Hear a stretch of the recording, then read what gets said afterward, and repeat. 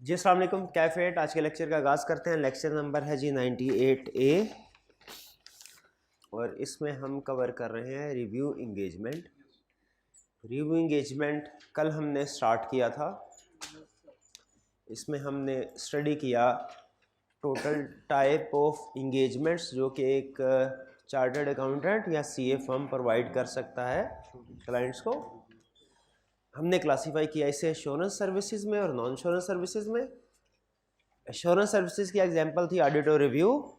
Non assurance services की example थी compilation, related services यानी कंपाइलेशन और एग्रीड अपॉन प्रोसीजर। और भी एग्जांपल्स हैं लेकिन हमारे सिलेबस की हद तक यही जानना काफ़ी है। जो नॉन एश्योरेंस सर्विसेज है ये हमारे कैफ के सिलेबस में नहीं है, ठीक है। सिर्फ इंट्रोडक्शन है दो सर्विसेज का। ये आप स्टडी करेंगे सीफैप लेवल पे, पढ़ेंगे ज़रूर इनको लेकिन सीफैप लेवल। कैफ लेवल पे हमने सिर्फ ऑडिट और रिव्यू ये दो इंगेजमेंट्स के बारे में स्टडी करना। ऑडिट के बारे में तो हम पूरे सेशन में कर चुके हैं, क्या है, स्टार्ट कैसे होगा, डिफरेंट टाइप्स ऑफ प्रोसीजर्स क्या है, रिपोर्टिंग इम्प्लीकेशन किस सिचुएशन में क्या होगी वगैरह वगैरह। रिव्यू के बारे में हमने स्टार्ट किया था। रिव्यू में पहले हमने कंपैरिजन किया। क्या वो कंपैरिजन आपको क्लियर है? यानी ऑडिट में और रिव्यू में किन 3 पॉइंट्स की बेस पे हम कंपेयर करते हैं? प्रोसीजर, लेवल ऑफ एश्योरेंस और ओपिनियन, वर्डिंग। जो ओपिनियन की वर्डिंग थी, रिपोर्टिंग फॉर्म। जो ऑडिट है उसमें पॉजिटिव फॉर्म ऑफ कंक्लूजन होता है, रिव्यू में नेगेटिव फॉर्म ऑफ कंक्लूजन होता है। इसके बाद हमने स्टडी किया टर्म्स ऑफ इंगेजमेंट और हमने ये सीखा कि तकरीबन वही मैटर्स हमने कंसीडर करने होते हैं रिव्यू इंगेजमेंट को एक्सेप्ट करते हुए जो ऑडिट में होते हैं। यानी हमने इंटीग्रिटी ऑफ मैनेजमेंट को वैल्यूएट करना है, हमने देखना है applicable financial reporting frame acceptable है कि नहीं। अब चूंकि रिव्यू रिक्वायर्ड बाय लॉ नहीं है, ऑडिट रिक्वायर्ड बाय लॉ है, रिव्यू रिक्वायर्ड बाय लॉ नहीं है। नॉर्मली एक रिव्यू होता है जो 6 महीनों का, उसकी बात नहीं कर रहे हम। जो पूरे साल का रिव्यू है वो चूंकि नॉर्मली रिक्वायर्ड बाय लॉ नहीं होता, इसलिए ख़ास तौर पे हम टर्म्स ऑफ इंगेजमेंट में ये पूछते हैं उस पार्टी से आप रिव्यू क्यों करवा रहे हैं, ठीक है। एक्सेप्टेंस स्टेज पे पूछते हैं, बल्कि ना सिर्फ ये कि पूछते हैं बल्कि एंगेजमेंट लेटर में उसको लिख भी देते हैं। लिखने का पर्पज़ ये होता है ताकि अगर कोई स्पेसिफिक यूज़र को वो फाइनेंशियल स्टेटमेंट्स और रिव्यू की रिपोर्ट प्रोवाइड करनी है तो हम डिस्ट्रीब्यूशन को रिस्ट्रिक्ट कर सकें अदर मैटर पैराग्राफ के जरिए। क्योंकि आपको पता है जब किसी स्पेसिफिक यूज़र को फाइनेंशियल स्टेटमेंट्स और ऑडिट रिपोर्ट देनी हो, हम रिस्ट्रिक्ट कर सकते हैं इसकी डिस्ट्रीब्यूशन। कैसे रिस्ट्रिक्ट कर सकते हैं? अदर मैटर पैराग्राफ से। तो ये रीज़न होती है, ये एक एक्स्ट्रा पॉइंट था जो हम स्टार्ट में कंसीडर करते हैं रिव्यू एंगेजमेंट को एक्सेप्ट करने से पहले। फिर इसके बाद हमने प्रोसीजर्स की तरफ गए। प्रोसीजर में हमने ये सीखा कि रिव्यू में नॉर्मली इंक्वायरी, एनालिटिकल प्रोसीजर और अदर रिव्यू प्रोसीजर परफॉर्म होते हैं। टेस्ट ऑफ डिटेल्स और टेस्ट ऑफ कंट्रोल्स परफॉर्म नहीं होते नॉर्मली अनलेस के कोई रिस्क सामने आ जाए।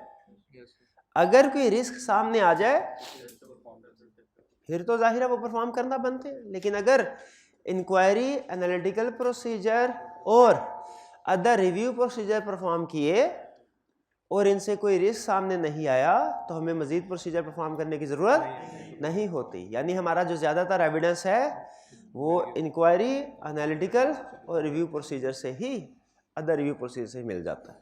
यहाँ तक क्लियर? टेस्ट ऑफ कंट्रोल सबसे अहम पॉइंट जो आपने केस स्टडी के पॉइंट ऑफ व्यू से याद रखना है ना, वो ये है कि नॉर्मली टेस्ट ऑफ कंट्रोल्स और टेस्ट ऑफ डिटेल्स रिव्यू में परफॉर्म नहीं होते अनलेस के कोई रिस्क हो, ठीक है। ये मेन कंसेप्ट है। अगर आपने इसको पिक कर लिया तो इंशाल्लाह केस स्टडी भी सॉल्व हो जाएंगी। फिर इसके बाद हमने इंक्वायरी में पढ़ा कि कितनी एनालिटिकल प्रोसीजर तो सिंपल था कि अनयूजुअल रिलेशनशिप वगैरह देखने। इंक्वायरी में उसने हमें एग्जांपल्स दी कि हम मैनेजमेंट से किस टाइप की इंक्वायरी करते हैं। किस टाइप की इंक्वायरी करते हैं बताइए? काउंटिंग, एस्टिमेट्स, सिग्निफाइड असम्पशंस कैसे अप्लाई करते हैं। इसमें अगर हमें पता चले कि एस्टिमेट और असम्पशंस वही हैं, बेसिस वही हैं जो लास्ट ईयर में थी, कोई चेंज नहीं है तो कोई प्रॉब्लम नहीं, आगे चले। अगली कौन सी इंक्वायरी? रिलेटेड पार्टी के बारे में इंक्वायरी करें मैनेजमेंट से। अगर वो कहे जी सारी जो रिलेटेड पार्टी आइडेंटिफाई कर दी है, हम कहें ठीक है। और अच्छा, मैनेजमेंट से हमने इंक्वायर किया सर कि आपने सारी रिलेटेड पार्टी आइडेंटिफाई करके डिस्क्लोज कर दी? उन्होंने कहा सर बिल्कुल डिस्क्लोज कर दी हैं। हमने कहा ठीक है, अगर किसी इसके अलावा मजीद प्रोसीजर तो नहीं है रिलेटेड पार्टी, लेकिन अगर कोई रिलेटेड पार्टी आइडेंटिफाई हो जाए तो क्या फिर प्रोसीजर? बिल्कुल रिस्क क्या, फिर प्रोसीजर आइडेंटिफाई करना है। इसी तरह और इंक्वायरी क्या थी? गोइंग कंसर्न की, शाबाश, फ्रॉड के, बिल्कुल ठीक। अच्छा, अदर रिव्यू प्रोसीजर में भी उसने हमें कुछ प्रोसीजर बताए थे, वो क्या क्या थे? रिटर्न रिप्रेजेंटेशन ऑब्टेन करनी है मैनेजमेंट। रिव्यू में रिटर्न रिप्रेजेंटेशन ऑब्टेन करते हैं, ये आपको पता होना चाहिए। क्या रिव्यू में फिजिकल वेरिफिकेशन करते हैं? नहीं करते, टेस्ट ऑफ डिटेल, लेकिन रिटर्न रिप्रेजेंटेशन ऑब्टेन करते हैं। और सब्सिक्वेंट इवेंट को कंसीडर करते हैं रिव्यू में, सब्सिक्वेंट इवेंट भी कंसीडर करेंगे, यानी वो adjusting non adjusting concept apply होगा। अच्छा, और अगर कोई सब्सिक्वेंट इवेंट सामने आ गया फिर प्रोसीजर परफॉर्म करने हैं, और अगर नहीं आता तो फिर अच्छा, कंफर्मेशन लेटर सेंड करते हैं? कंफर्मेशन लेटर सेंड कर नहीं करते, ठीक है। और क्या प्रोसीजर है? गोइंग कंसर्न के बारे में, अप्रोप्रिएटनेस के बारे में, वो भी वैल्यूएट करेंगे। हाँ, वर्क ऑफ अदर अगर यूज करते हैं। अच्छा, एक चीज मुझे बताइए, अगर हमने पिछले साल के डेटर्स को इस साल के डेटर के साथ कंपेयर किया, आपको पता है डेटर्स में एक अहम प्रोसीजर होता है प्रोविजन, और प्रोविजन सही रिकॉर्ड की है कि नहीं की, इसके लिए डिफरेंट प्रोसीजर्स हैं। क्या क्या प्रोसीजर है, याद है किसी स्टूडेंट को? प्रोविजन फॉर बैड डेट, ये चेक करने के लिए कि प्रोविजन फॉर बैड डेट जो प्रोविजन है वो एप्रोप्रिएट अमाउंट है कि नहीं। क्या क्या प्रोसीजर होते हैं? बेसिस पूछते हैं मैनेजमेंट से, ठीक है, परसेंटेज, एजिंग रिपोर्ट, एजिंग होती है बिल्कुल, सब्सिक्वेंटली कलेक्शन देखते हैं, बिल्कुल ठीक है। ये सारे डिटेल के प्रोसीजर है। मेन कंसेप्ट ऑफ रिव्यू में आ जाए, ऑडिट में ये सारे प्रोसीजर परफॉर्म करते हैं, हमने पढ़ा हुआ। रिव्यू में अगर हमें पता चले, अब ये समझ लीजिए आपका टेस्ट क्वेश्चन है जो बताएगा कि रिव्यू की नेचर, उसके प्रोसीजर आप समझ पाए कि नहीं। रिव्यू में मैंने डेटर्स का एनालिटिकल प्रोसीजर परफॉर्म किए जो कि रिक्वायर्ड है। एनालिटिकल प्रोसीजर में मैंने डेटर टर्नओवर रेशियो कैलकुलेट की, वो लास्ट ईयर में 60 डेज थे, इस साल भी कमोबेश 60 डेज ही हैं, ठीक है। यानी जो डेटर्स का लेवल है, अमाउंट, वो तकरीबन उतना ही है जितना होना चाहिए था, ना कम है ना ज्यादा। क्या मुझे एजिंग ऑफ रिसीवेबल परफॉर्म करनी चाहिए? Yes sir. रिस्क है, कैसे पता चला रिस्क? नहीं, मैंने ये नहीं कहा कि वो ही डेटर हैं, मैंने कहा अमाउंट, टर्नओवर की बात किया, डेज की बात किया, अमाउंट वही है। मैं ये नहीं कह रहा कि वो डेटर वो ही थे, मिस्टर ए से जितने पैसे थे वही, मैंने टर्नओवर रेशियो की बात की है कि टर्नओवर रेशियो उतना। पिक कर रहे हैं मेरी बात को? अगर मैं ये कहूं कि जो मिस्टर ए ने पिछले साल पैसे देने थे, साल गुजर गया अभी तक पैसे ही नहीं दिए, फिर आपकी बात 100% ट्रू है, भाई नहीं दिया, इसको बैड डेट है, वो पैसे नहीं कलेक्शन हो रहे। मैं ये नहीं कह रहा, मैं कह रहा हूं जितने debtors turnover ratio last year में थी उतनी ही टर्नओवर रेशियो डेज में इस साल है। क्या रिस्क है? रिस्क क्वेश्चन समझ आ रहा है आपको? क्या रिस्क है इसमें? रिस्क नहीं है तो क्या हमें एजिंग रिपोर्ट प्रिपेयर करनी चाहिए, उसको चेक करना चाहिए एज ऑडिटर? मैनेजमेंट ने करनी हो तो कर ले, एज ऑडिटर हमें करना चाहिए नहीं करना। क्लियर? इन्वेंट्री का बैलेंस तकरीबन उतना ही है जितना लास्ट ईयर में, या रीजनेबल है। इन्वेंट्री टर्नओवर रेशियो भी कैलकुलेट की, वो भी उतनी ही है जितनी लास्ट ईयर में डेज में थी, डेज में इन्वेंट्री बैलेंस, ठीक है। तो क्या हमें फिजिकल वेरिफिकेशन की तरफ जाना चाहिए? नहीं जाना। हाँ, अगर किसी जगह पे इन्वेंट्री पिछले साल की निस्बत में डबल कर शो करवा दी, फिर हम ये नहीं कहेंगे रिव्यू में फिजिकल वेरिफिकेशन होती ही नहीं है, ना ना ना ना, होती नहीं है, लेकिन अगर रिस्क हो फिर हो। अगर डेटर टर्न रेशो ज्यादा हो गई है फिर एजिंग करें, अगर इन्वेंटरी टर्नओवर रेशो ज्यादा हो गई है फिर फिजिकल वेरिफिकेशन करें। पिक कर रहे हैं? यानी इन शॉर्ट क्या हमारे रिव्यू में ज्यादातर प्रोसीजर के इंक्वायरी, एनालिटिकल प्रोसीजर और रिव्यू, खत्म कहानी। लेकिन अगर इनमें से किसी प्रोसीजर से रिस्क सामने आ जाए फिर test of detail, test of control की तरफ जाना पड़ेगा। एग्रीड, कंसेप्ट क्लियर भाई? अच्छा, अब कोई क्वेश्चन हो आपका तो पूछ लीजिए। ये कल का क्विक रिकैप कर रहा था लेक्चर का, ताकि आज हम इससे आगे बढ़े तो लिंक क्लियर हो। कोई क्वेश्चन हो, कल हमने कंसेप्ट डिस्कस किया था रिव्यू का, तो पूछ ले। कोई क्वेश्चन नहीं? अच्छा, कोई मुश्किल तो नहीं था, प्रॉब्लम तो नहीं? हाँ, क्योंकि लेक्चर की ड्यूरेशन हमारी नॉर्मल लेक्चर थोड़ी ज़्यादा, लेकिन उसकी रीज़न ये है मैं चाह रहा हूँ कि हम क्वेश्चन वगैरह क्लास में ही डिस्कस करके आपको भेजूँ, ठीक है? घर में तो फिर आप रिपोर्टिंग का पढ़ते हैं ना सारा, वही क्वेश्चन कर। खत्म होगी रिपोर्टिंग? ना करें ऐसे ना। अच्छा, आप नहीं बात ना करें। चलिए, अब हमने प्रोसीजर परफॉर्म कर लिए, प्रोसीजर परफॉर्म कर लिया। प्रोसीजर परफॉर्म करने के बाद अब अगली स्टेज क्या है? रिपोर्ट। देखिए, इसी चैप्टर में वो एंगेजमेंट लेटर साइन कर रहा है, इसी चैप्टर में रिपोर्ट में भी पहुंच गया, काम ही थोड़ा सा। अब रिपोर्ट में लेकिन सबसे पहले जिस तरह हमने चैप्टर 4 में ऑडिट में स्टडी किया था, पहले सबसे रिपोर्ट के अंदर बहुत से एलिमेंट्स होंगे, इसमें भी बहुत से एलिमेंट्स। अच्छा, पहले मुझे बताइए, ऑडिट की रिपोर्ट होती है, रिव्यू की भी रिपोर्ट होगी? कंसेप्चुअल क्वेश्चन आगे बताया नहीं, लेकिन आपकी जजमेंट चेक करना चाहता हूँ। क्या रिव्यू की रिपोर्ट वैसी ही होगी जैसी ऑडिट की रिपोर्ट है, कि इसमें फर्क होगा? अच्छा, एक आपको वो चीज़ बता दूं, ये प्रैक्टिकल है, किताब में कहीं नहीं लिखी हुई। पहले ऑडिट और रिव्यू की रिपोर्ट का फॉर्मेट कुछ और होता था, फिर IASB ने एक एक्सरसाइज स्टार्ट की कि एक्सपेक्टेशन गैप को रिमूव करने के लिए रिपोर्ट का फॉर्मेट मज़ीद क्लियर और एक्सपेंड किया जाए, मज़ीद क्लियर और आप अगर देखें ना, अभी जो ऑडिटर की रिस्पॉन्सिबिलिटीज़ हैं, आज से 7-8 साल पहले की ऑडिट रिपोर्ट देख लें, ये रिस्पॉन्सिबिलिटी इतनी डिटेल में नहीं होती थी। 7-8 साल पहले की ऑडिट मैटर का कंसेप्ट नहीं होता था। 7-8 साल पहले वो कहता था ये गोइंग कंसर्न अनसर्टेनिटी इतना अहम टॉपिक नहीं है, इसको एमसीक्यू मैटर में फिट कर दो। फिर IASB ने कुछ चेंजेस की ताकि एक्सपेक्टेशन गैप रिमूव हो सके। अनफॉर्चुनेटली उसने, या फॉर्चुनेटली कह लें, उसने ये चेंजेस ऑडिट रिपोर्ट में तो कर ली, क्योंकि ज़्यादातर दुनिया में ऑडिट एंगेजमेंट्स होते हैं। रिव्यू एंगेजमेंट की रिपोर्ट में ये चेंजेस अभी नहीं की। तो आपके लिए एक छोटी सी प्लस न्यूज़ ये है, गुड, कि रिव्यू रिपोर्ट का फॉर्मेट ना सिर्फ ये कि डिफरेंट है, बल्कि शॉर्ट है, इजी है ऑडिट रिपोर्ट की निस्बत। है डिफरेंट, मगर आप ये एक्सपेक्ट कर रहे हो ना कि वैसा ही होगा, बस वो उसमें 10 पैराग्राफ थे, इधर 6 पैराग्राफ होगा, ऐसा नहीं है। अहम एलिमेंट्स उन्होंने सारे डिस्कस किए हैं, लेकिन फॉर्मेट सिंपल है। वो काम की 2-2-3 हर पैराग्राफ में काम की 2-2-3-3 लाइंस लिख के अगले पैराग्राफ की तरफ चल जाता है। तो मेन कंसेप्ट जहन में रखिएगा, ऑडिटिंग स्टैंडर्ड का फॉर्मेट ऑडिट रिपोर्ट का फॉर्मेट रिसेंटली रिवाइज हुआ है, रिव्यू रिपोर्ट का रिवाइज नहीं हुआ। इसमें कुछ थोड़ा सा चेंज होगा, ठीक है। सबसे पहले matters to be evaluated, review engagement में प्रोसीजर परफॉर्म कर लिए, अब आपने कंक्लूजन पे पहुंचना है।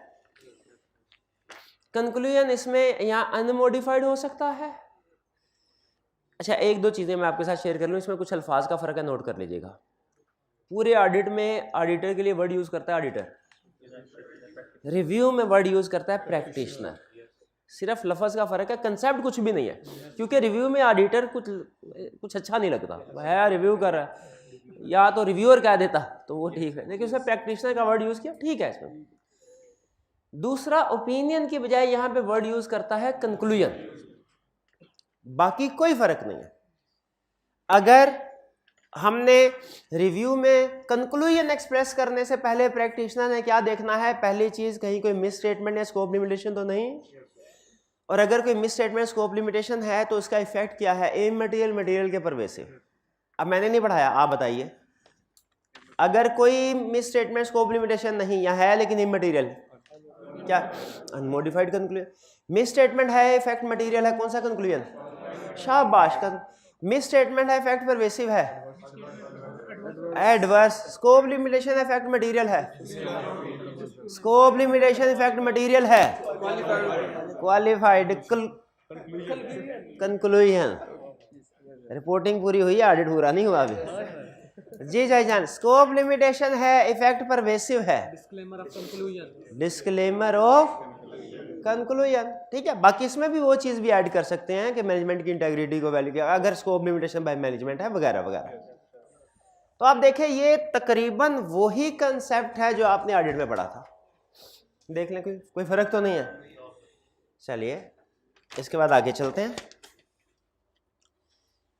नेक्स्ट वो यही बता रहा है कब अनमोडिफाइड, वो उसी को एक्सप्लेन कर रहा है कि जब इफेक्ट मटेरियल हो, परवेसिव हो तो क्या करना है, ब्ला ब्ला ब्ला। स्टडी टिप्स काम की है इसमें, जो स्टडी टिप्स हैं ये काम की है, इसको पढ़ना है।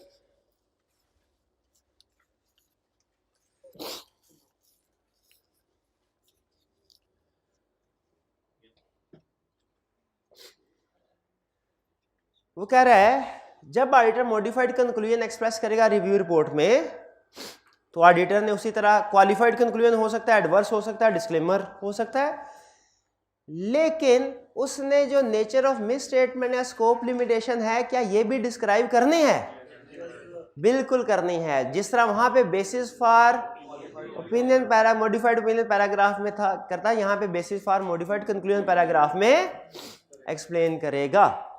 ठीक है, और ये एक्सप्लेनेशन का तरीकाकार वही होगा जैसा चैप्टर 4 में है, यानी अगर मिस स्टेटमेंट है nature of miss statement explain करेगा, और अगर स्कोप लिमिटेशन है यही बता रहा है वो कि अगर मॉडिफाइड कंक्लूजन हो मजीद चीजें आपने ऐड करनी है, वो क्या करनी है, नेचर ऑफ मिस स्टेटमेंट और नेचर ऑफ स्कोप लिमिटेशन, और इसको डिस्क्राइब करने का तरीकाकार वैसा ही होगा चैप्टर 4।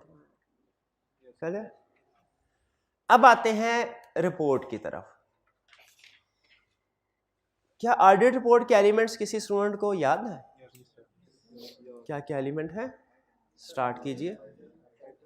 टाइटल, एड्रेसिव, ओपिनियन, शाबाश, basis of opinion, management responsibility, auditor responsibility, emphasis of matter, other legal. Other वाली तो इधर नहीं होगी, ये तो पक्का है। अदर लीगल क्यों, ये रिक्वायर्ड बाय लॉ है इन्हें। डेट होगी, सिग्नेचर होंगे, हाँ जी, वो अदर इंफॉर्मेशन, हाँ जी बिल्कुल। अब यहां देखते हैं कि रिव्यू की रिपोर्ट में कौन कौन से एलिमेंट्स हैं। अगर तो एलिमेंट नया हुआ तो आपने मुझे कहना सर इसको एक्सप्लेन कर दें, अगर एलिमेंट पुराना हुआ फिर वो वही होगा। Review report shall be in writing, writing में ही होती है सारी reports, and shall consist of following element. Title of report, report आएगा, टाइटल आएगा, क्या लिखा, independent auditors report, review, practitioners review report, auditors report नहीं आएगा, क्या आएगा, एड्रेसी कोई भी हो सकता है, मेंबर्स भी हो सकते हैं, या कोई और एप्रोप्रिएट एड्रेसी भी हो सकता है, क्योंकि ये तो रिक्वायर्ड बाय लॉ नहीं है ना। तो उसमें जिसके लिए भी रिव्यू रिपोर्ट बनाई जा रही है, अगर किसी बैंकर के लिए बनाई जा रही है वो हो सकता है, वो जो भी एप्रोप्रिएट होगा। मेंबर्स शेयर होल्डर्स भी हो सकते हैं, बाज़ औक़ात पार्टनरशिप फर्म भी रिव्यू करवा लेती है ताकि पार्टनर्स को तसल्ली हो जाए। एक होता है स्लीपिंग पार्टनर, आपने पढ़ा होगा, उसकी तसल्ली के लिए बाज़ औक़ात रिव्यू करवा लिया जाता है।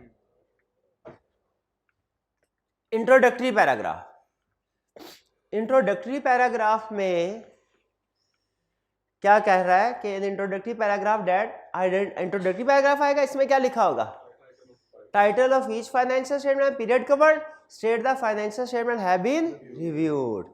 इस तरह की बात कोई ऑडिट में भी पढ़ते थे, we have audited the next balance sheet, cash flow statement वगैरह वगैरह फॉर द पीरियड एंडेड। लेकिन वो ये लाइन ऑडिट में किस पैराग्राफ में आती थी, पीरियड पैराग्राफ।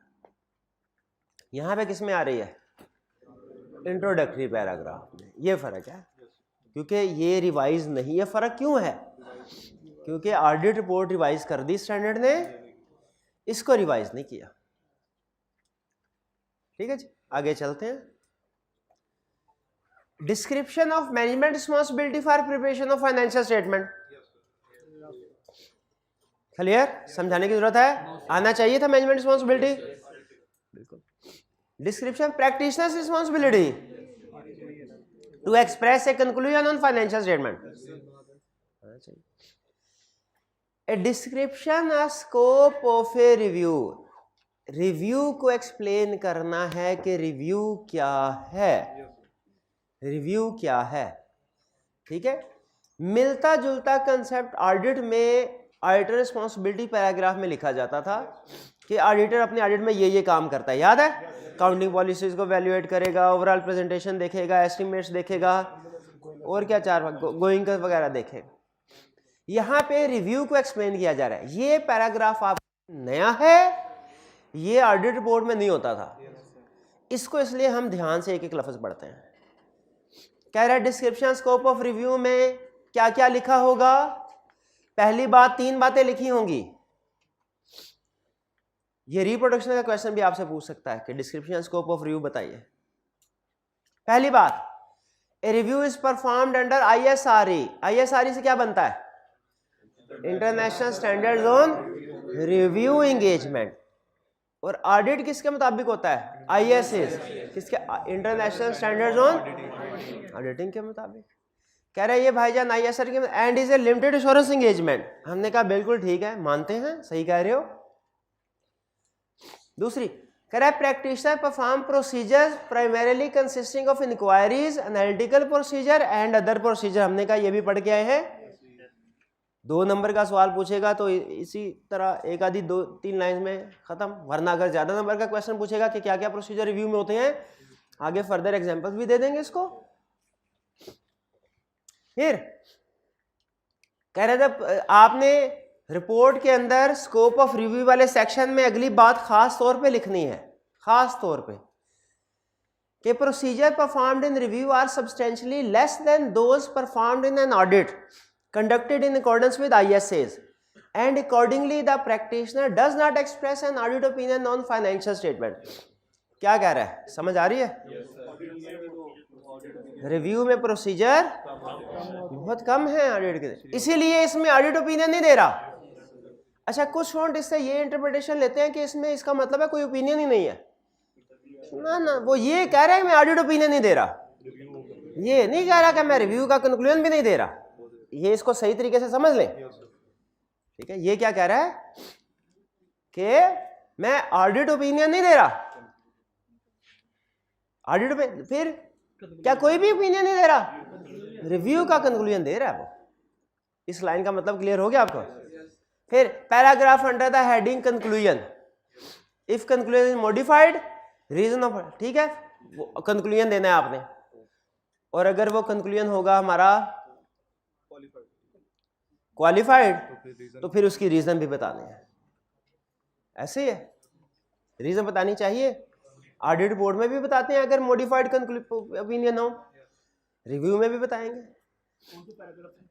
हाँ शाबाश, रीजन कौन से पैराग्राफ में बता, बेसिस फॉर कंक्लूजन।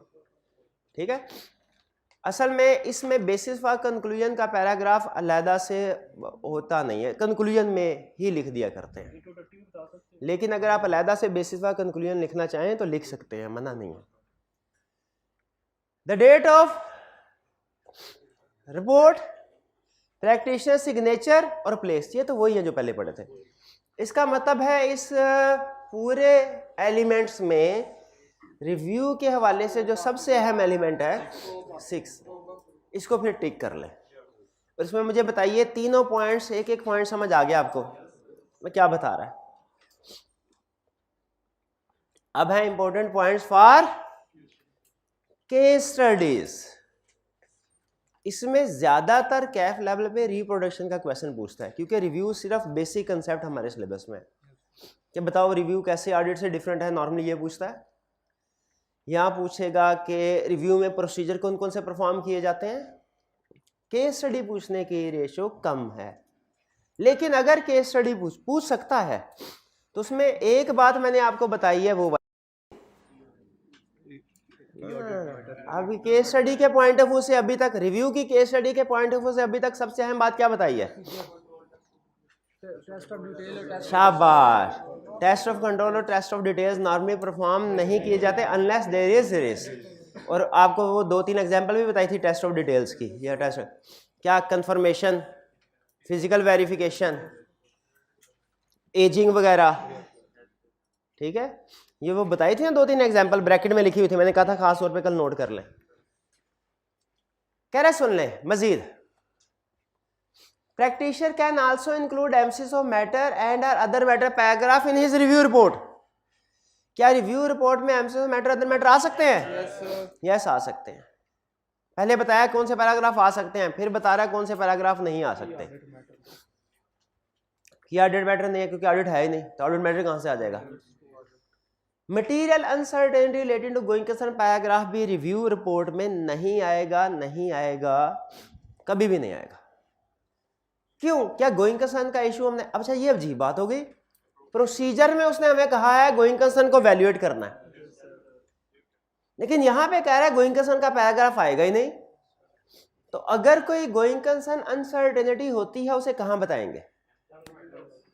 उसे एम्फेसिस ऑफ मैटर में। शाबाश, पुरानी अप्रोच यही होती थी कि गोइंग कंसर्न को इतनी ज्यादा लिफ्ट नहीं करवाते थे, उसका अलग से पैराग्राफ नहीं होता था, उसे एम्फेसिस ऑफ मैटर में फिट करते थे। तो यहाँ पे रिव्यू में भी यही ध्यान में रखिएगा, material uncertainty related to going concern का पैरा आएगा क्या? नहीं आएगा। क्यों नहीं आएगा? अगर अनसर्टेनिटी है किधर लिखेंगे? एम्फेसिस ऑफ मैटर में। क्लियर? अच्छा, अब हमने ये चेक करना है कि ये सारी बातें जो हमने पढ़ी ये सच है कि झूठ है।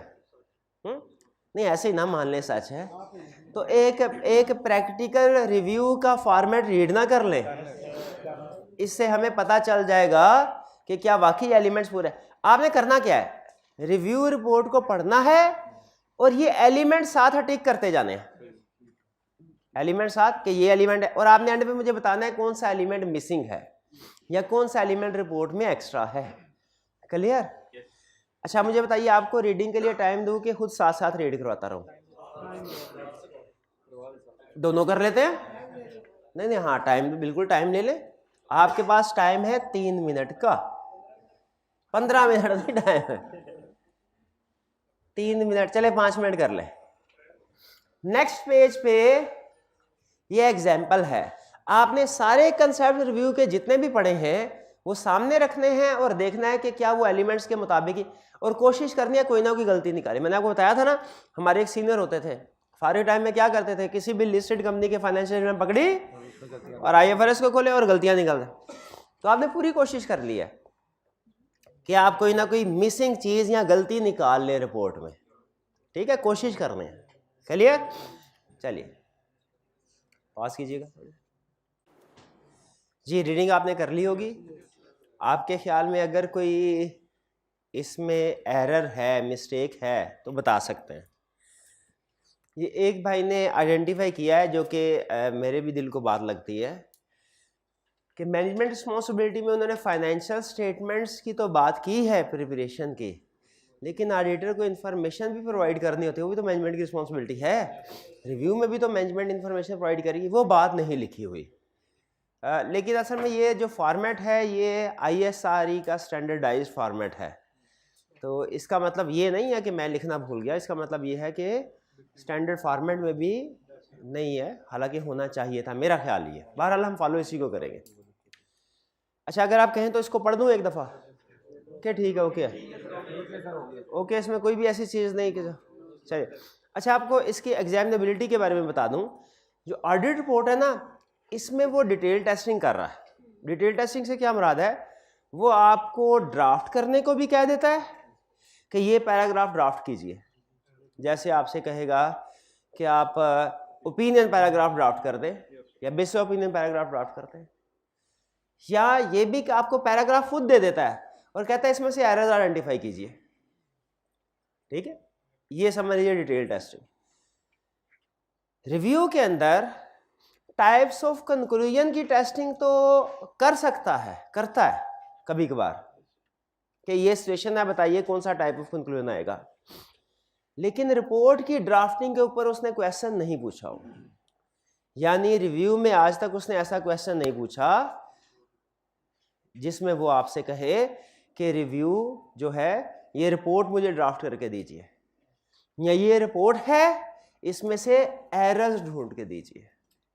ठीक है, ज्यादा से ज्यादा उसने ये पूछा है कि जो कंक्लूजन होगा ना इसकी वर्डिंग क्या होगी, और वो ऑलरेडी हमें याद है, nothing has come to our attention that cause us to believe all. ठीक है, इसलिए इसमें आपने सिर्फ इसको रीड कर लिया, बेसिक अंडरस्टैंडिंग ले ली, काफी है, इसको याद करने की जरूरत नहीं है। आप कहते हैं रिपोर्ट में मैं तो आपको बताता था ना कि ये पैराग्राफ याद कर ले, ये पैराग्राफ रहने दे, ओपिनियन पैराग्राफ कर ले, ठीक है, emphasis of matter, other matter, लेकिन यहाँ पे रिपोर्ट याद करने की अंडरस्टैंडिंग होनी चाहिए आपको कि कौन कौन से एलिमेंट्स इसमें होते हैं। याद कर आई कि आपने अभी तक पूछा, ना ही एक्सपेक्टेड है कि पूछेगा, इस पे टाइम ना लगाएं। सिर्फ इसमें स्कोप ऑफ रिव्यू वाली चीज जो है ना, स्कोप ऑफ रिव्यू वाला पैराग्राफ ये, और कंक्लूजन वाला पैराग्राफ, कंक्लूजन, इसको जरा 3-4 दफा पढ़ लीजिएगा। ठीक है, इसमें से अगर रिपोर्ट में से कोई क्वेश्चन उसने सेट किया ड्राफ्टिंग में से, अगर किया उसने, तो इसमें से कर सकता है, वरना अभी तक किया नहीं उसने, चांसेस नहीं है। क्लियर, आगे चले जी, खत्म आ गया उससे। अच्छा, अब इसके कुछ क्वेश्चंस हम कर लेते हैं, इसके कुछ क्वेश्चंस। पहला question, differentiate between review engagement of financial statement and the annual audit. Review और ऑडिट में फर्क क्या तीनों चीजें बता देंगे, प्रोसीजर, लेवल ऑफ एश्योरेंस और प्रोसीजर, लेवल ऑफ एश्योरेंस और डिस्क्रिप्शन कि वो कैसे डिस्क्राइब करते हैं, how assurance is presented. Clear, इसमें कोई मुश्किल बात तो नहीं है, क्वेश्चन समझ आ गया। नेक्स्ट,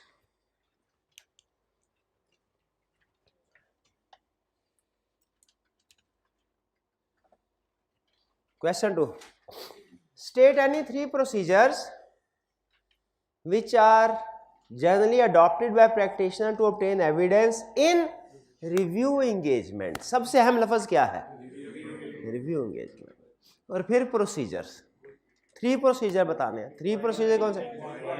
अब चूंकि 2 मार्क्स है तो मेरा ख्याल है सिर्फ इन प्रोसीजर के नाम लिख देना काफी है, डिटेल बताने की जरूरत नहीं कि इंक्वायरी में कौन सी टाइप की इंक्वायरी, एनालिटिकल प्रोसीजर में कौन से एनालिटिकल प्रोसीजर, और अदर में कौन, बताने की जरूरत नहीं। इक्का दुक्का बताना चाहे बता सकते हैं, मेरे ख्याल में जरूरत नहीं। 2 नंबर का क्वेश्चन है, तीनों प्रोसीजर हेडिंग मेंशन करने काफी है। इसमें भी प्रॉब्लम? नेक्स्ट क्वेश्चन 3 नहीं है, बस 2 क्वेश्चन ही हैं। चलिए, लेकिन हम कुछ मजीद क्वेश्चन भी प्रैक्टिस करेंगे वॉल्यूम 2 में से।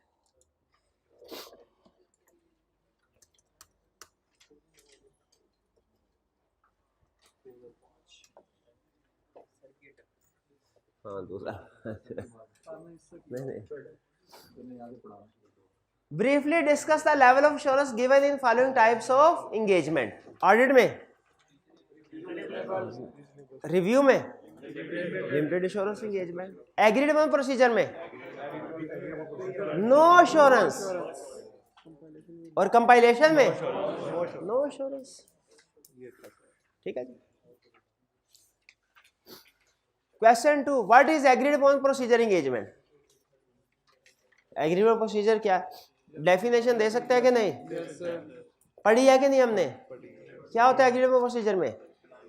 ऑडिटर वही प्रोसीजर परफॉर्म करता है जो उसके मैनेजमेंट और अगर कोई थर्ड पार्टी है उसके साथ एग्री हो, और उनका जो रिजल्ट होते हैं उन प्रोसीजर्स और उन प्रोसीजर को परफॉर्म करने के नतीजे में जो रिजल्ट होते हैं वो प्रेजेंट करता है। में कोई एश्योरेंस नहीं होते। ये जो एग्रीड अपॉन प्रोसीजर है ISAs के मुताबिक परफॉर्म होते हैं कि ISRE के मुताबिक? किसी के मुताबिक नहीं, शाबाश। इनका अलग से स्टैंडर्ड होता है ISRS, international standards on related services. Related service है ना, इसका अलग से स्टैंडर्ड होता है। बहरहाल इसमें कोई इंश्योरेंस प्रोवाइड नहीं होते। आगे चलते हैं 3, auditor of a listed company is required to review the half yearly financial statements. You are required to explain objective of such review and how does it differ from audit. अच्छा, how does it differ from audit? ये difference है। Objective of reviewing such review, ये क्या है objective? Limited assurance, शाबाश। Objective of review क्या है? तो प्रोवाइड लिमिटेड एश्योरेंस किसके बारे में? फाइनेंशियल स्टेटमेंट्स के बारे में। और बी में procedure that are performed while carrying on such review. अच्छा, अब इसके दोनों के उसने इकट्ठे मार्क्स दे दिए। हालांकि असूली तौर पे अच्छा एग्जामिनर होता ना तो दोनों पार्ट्स के अलग-अलग मार्क्स देता, लेकिन कमाए फिर भी मुझे इतना तो लग रहा है कि जो ऊपर वाला है वो उसके 3 नंबर होंगे शायद। अच्छा, तो इसमें कुछ मुझे प्रोसीजर बताते हो, इनकी एग्जांपल्स भी इंक्वायरी की 2-3 एग्जांपल्स लिख दो। किस तरह की इंक्वायरी? एनालिटिकल प्रोसीजर जो है 2 एग्जांपल्स, और अदर रिव्यू प्रोसीजर की भी सिर्फ हेडिंग लिख दूं कि इन चीज़ों के बारे में हम review further review procedure perform करते हैं, सब्सिक्वेंट इवेंट, गोइंग कंसर्न वगैरह। क्लियर? इसमें थोड़ा डिटेल। अच्छा, अब आगे 2 केस स्टडी है 4 और 5। एक केस स्टडी आपके लिए छोड़ रहा हूं मैं और एक मैं खुद करवा रहा हूं। ठीक है, जो मुझे लग रहा है थोड़ी सी मुश्किल है वो मैं करवा रहा हूं, बाकी आपके घर के लिए। अच्छा, एक चीज़ ध्यान में रखिए, ये आप देखेंगे तकरीबन उसी तरह क्वेश्चन उसने बनाया जिससे ऑडिट रिपोर्ट का क्वेश्चन बनाता है। तो कंसेप्ट आपने वही रखने हैं। मिस स्टेटमेंट है या स्कोप लिमिटेशन, इफेक्ट क्या है, मटेरियलिटी का कंसेप्ट उसने कुछ डिस्कस नहीं किया। क्या इसका ये मतलब है मटेरियलिटी नहीं होती? रिव्यू में होती है। रूल क्या है? वही जो ऑडिट का है। ये क्वेश्चन 5 कह रहा है discuss the above issues and their implications on your report. अच्छा, योर रिपोर्ट कहा है? ऑडिट रिपोर्ट या रिव्यू रिपोर्ट भी नहीं कहा। अगर तो ऑडिट रिपोर्ट कह देता हमें 100% कंफर्म होता ऑडिट का क्वेश्चन है। रिव्यू रिपोर्ट कह देता 100% कंफर्म होता रिव्यू का। नहीं है, उसने लफ्ज़ इस्तेमाल किया ना, चालाकी दिखाई। इसका मतलब है मे भी ये क्वेश्चन ऑडिट का हो, मे भी रिव्यू का हो। हमें कैसे पता चलेगा? ये तो पता चल गया रिपोर्ट का क्वेश्चन है। और स्टूडेंट आपको हैरानगी होगी ये सुन के कि कुछ क्वेश्चंस में सीफैब के क्वेश्चंस में, सीफैब लेवल में, उसने एग्जामिनर कमेंट्स में ये भी कहा कि कुछ स्टूडेंट ऐसे भी थे जिन्होंने रिपोर्ट के क्वेश्चंस को अटेम्प्ट किया था, रिव्यू रिपोर्ट पे इम्पैक्ट बताना था, ऑडिट रिपोर्ट पे बता दिया। जल्दी जल्दी में होता ना, है तो रिपोर्ट का क्वेश्चन, और उसने भी चालाकी से सिर्फ एक जगह क्वेश्चन में रिव्यू का वर्ड यूज किया था। चालाकी तो उसने भी खेली ना, एक जगह पे सिर्फ रिव्यू का। लेकिन जब कभी रिपोर्ट आती है ना, हमारे जहन में आता है ऑडिट रिपोर्ट। स्टूडेंट भी उसी तरह ऑडिट रिपोर्ट समझते हैं, तो वो रिव्यू रिपोर्ट भी हो सकता है। कह रहा है you are the audit engagement partner of listed company steel limited. Engagement partner हो आप। The firm is currently in the process of completing limited scope review of asset interim financial statement for the half year ended December 31, 2007। अच्छा, एक तरफ कह रहा है आप audit engagement partner हो और दूसरी तरफ कह रहा है कि आप रिव्यू भी कर रहे हो। रिव्यू कर रहे हो, ये कौन सी एंगेजमेंट है? तो देखें, जो ऑडिटर है वो रिव्यू भी तो कर सकता है, जो ऑडिटर है वो रिव्यू भी तो कर सकता है। ऑडिट तो नॉर्मली पूरे साल का ही होता है, रिव्यू साल का भी हो सकता है, 6 महीने का भी हो सकता है। अगर सोल प्रोप्राइटर पार्टनरशिप है उसका रिव्यू पूरे साल का होगा, और अगर कोई कंपनी है उसका 6 महीने का रिव्यू होगा, साल का ऑडिट होगा। ठीक है, और आपने शायद ये कंपनी लॉ में कहीं पे लिखा हुआ या नहीं लिखा हुआ, वो ये कहता है कि जो ऑडिटर होता है ना वही उस कंपनी के 6 महीनों का रिव्यू भी करता है। ये लिखा हुआ है क्या? इसीलिए उसने कंफ्यूजन क्रिएट कर दी, क्या ये ऑडिट एंगेजमेंट है कि रिव्यू एंगेजमेंट है, ये डिसाइड करें, ये डिसाइड करें भाई, क्योंकि आगे तब तक नहीं चल सकेंगे जब तक पहले ये डिसाइड नहीं करेंगे। ऑडिट एंगेजमेंट का रिव्यू, रिव्यू एंगेज, तो रिव्यू को अंडरलाइन कीजिए, लिमिटेड स्कोप रिव्यू को अंडरलाइन कीजिए, ये रिव्यू एंगेजमेंट है। क्यों? ऊपर ऑडिट एंगेजमेंट पार्टनर भी तो कह रहा है, वो इसलिए कि बाद में ऑडिट भी इसी ने करना है।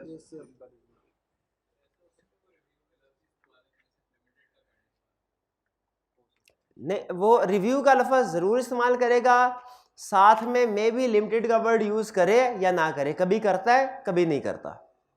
असल में जो हमारी ISAs की टर्म है ना, वो है रिव्यू एंगेजमेंट, जो लॉ की टर्म है ना वो है limited scope review. Limited scope review word company law इस्तेमाल करता है, जबकि ISAs कौन सी टर्म इस्तेमाल करते हैं? Review engagement. तो दोनों में कॉमन है रिव्यू, तो रिव्यू का वर्ड लाजमी यूज करेगा। कह रहा है for the half year ended December, half year से भी हमें पता चल गया रिव्यू, इंडिकेशन मिल गई, कंफर्म लेकिन रिव्यू के लफ्ज से हुआ।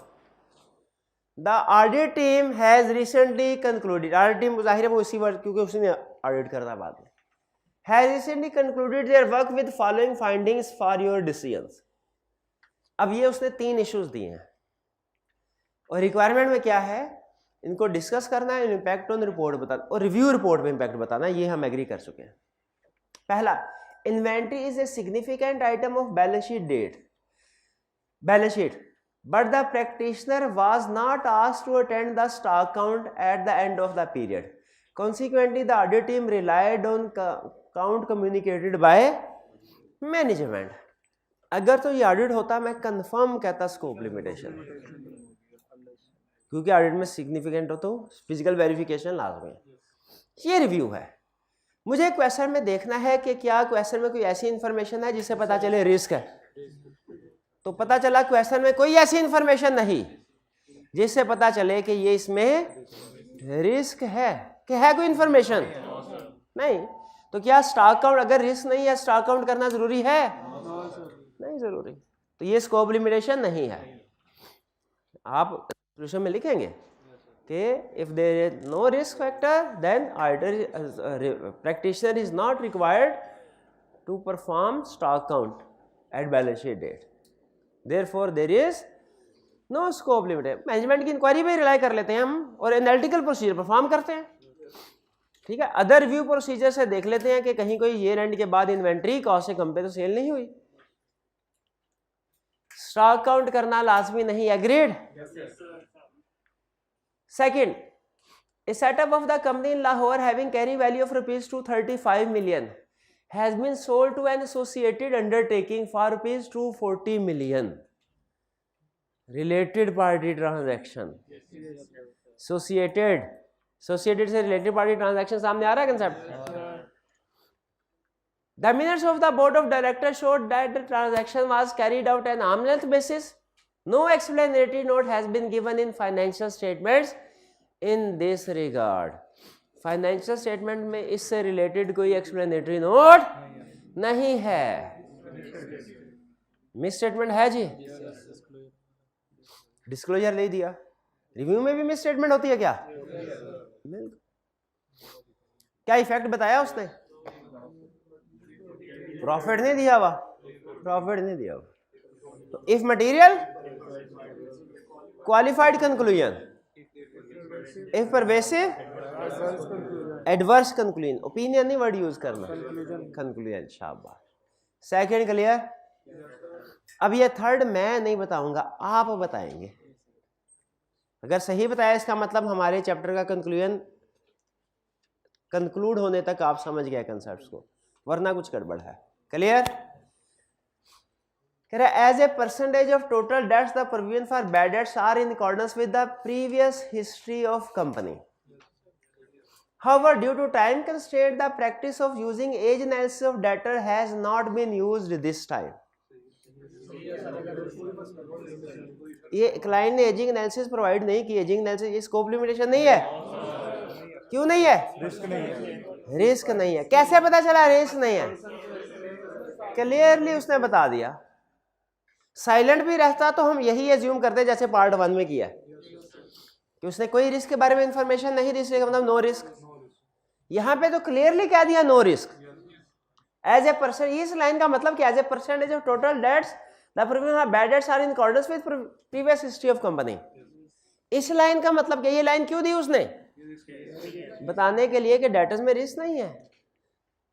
ठीक है, however due to time constraint ageing analysis जरूरी नहीं, अगर रिस्क नहीं है तो एजिंग एनालिसिस जरूरी नहीं है।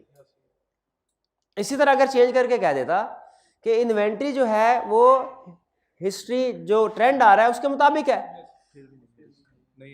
तो क्या उसकी एजिंग बनाने की जरूरत है? नहीं है। स्टॉक आउट करने की जरूरत है? नहीं है। सब्सिक्वेंट ये देखने की जरूरत है कि सेल किस प्राइस पे सेल हुआ है? डिटेल में काम करने की जरूरत नहीं है। ठीक है, लेकिन अगर सब्सिक्वेंट इवेंट में सामने आ जाए, अगर सब्सिक्वेंट इवेंट में खास तौर पे देखने की, अगर सब्सिक्वेंट इवेंट में सामने आ जाए कि इशू है, फिर हम ये काम कर सकते हैं। क्लियर? चले, ये हमारा चैप्टर था रिव्यू एंगेजमेंट का। ओवरऑल बताइए, रिव्यू एंगेजमेंट का चैप्टर आपको डिफिकल्ट लगा, मॉडरेट या इजी? कितने स्टूडेंट को डिफिकल्ट लगा? कितनों के लिए मॉडरेट था, कितनों के लिए इजी था? चलें, शाबाश, ज़्यादातर स्टूडेंट्स के लिए।